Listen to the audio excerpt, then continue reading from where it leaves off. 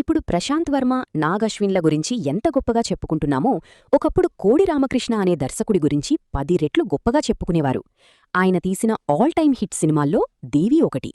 1995లో lady super star విజయశాంతితో street fighter అనే lady oriented movie చేశారు నిర్మాత ఎంఎస్ రాజు. బి. గోపాల్ దానికి దర్శకుడు. కానీ సినిమా జనాలకి నచ్చలేదు.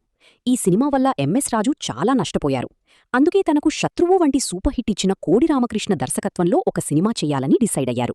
ఈ క్రమంలో కొంతమంది పెద్ద హీరోలను అప్రోచ్ అయ్యారు. కానీ కోడి రామకృష్ణ ఆ టైంలో చేసిన పెళ్లి కానుక, డాడీ డాడీ వంటి సినిమాలు పెద్దగా ఆడలేదు. దీంతో ఆయన ఫామ్లో లేకపోవడం వల్ల పెద్ద హీరోలెవ్వరూ ముందుకు రాలేదు.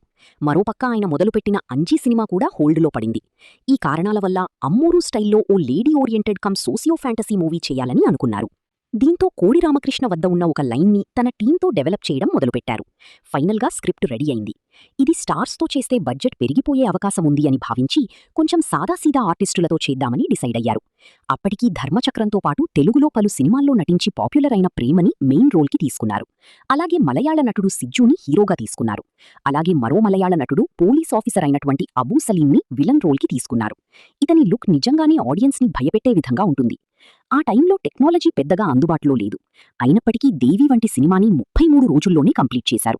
1-2 సెట్స్ వేసి కేవలం 4 షెడ్యూల్స్లో సినిమాని కంప్లీట్ చేశారు కోడి రామకృష్ణ. షూటింగ్ కంప్లీట్ అయ్యాక పోస్ట్ ప్రొడక్షన్ పనుల కోసం మరో 4 వారాలు టైం తీసుకున్నారు. మొత్తంగా 70 రోజుల్లోపే సినిమా మొత్తం కంప్లీట్ అయిపోయింది. 1998 డిసెంబర్లో సెట్స్ పైకి వెళితే 1999 మార్చి నాటికి సినిమాని రిలీజ్ చేసేశారు. ఇలాంటి సినిమాని ఇప్పుడు తీయమంటే ఫిలిం మేకర్స్ ఏళ్లకేళ్లు తీస్తారనడంలో అతిశయోక్తి లేదు. 6 కోట్ల బడ్జెట్లో రూపొందిన ఈ సినిమా ఆ రోజుల్లోనే 24 కోట్ల వరకు వసూళ్లు రాబట్టింది. తర్వాత శాటిలైట్ రైట్స్ను కూడా భారీ రేటు పెట్టి కొన్నారు. అలా నిర్మాత ఎంఎస్ రాజు భారీ లాభాలు అందుకున్నారు. దేవి సినిమాతో శ్రీప్రసాద్ సంగీత దర్శకుడిగా ఎంట్రీ ఇచ్చారు. ఆ సినిమా సూపర్ హిట్ అవ్వడంతో ఆ సినిమా పేరు అతని పేరులో భాగమైపోయింది. అలా దేవి శ్రీప్రసాద్గా మారాడు. ఆ సినిమా టైంకి అతని వయసు కేవలం 19 ఏళ్లు. అయినా సరే మంచి మ్యూజిక్ ఇచ్చాడు. సినిమా రిలీజ్ తర్వాత ఆడియో సేల్స్ కూడా పెరిగాయి. అప్పటి వరకు ఎన్ని తెలుగు సినిమాల్లో నటించినా దేవి తర్వాత ప్రేమకి స్టార్ ఇమేజ్ వచ్చింది. తెలుగులో బోలెడన్ని ఆఫర్లు వచ్చాయి.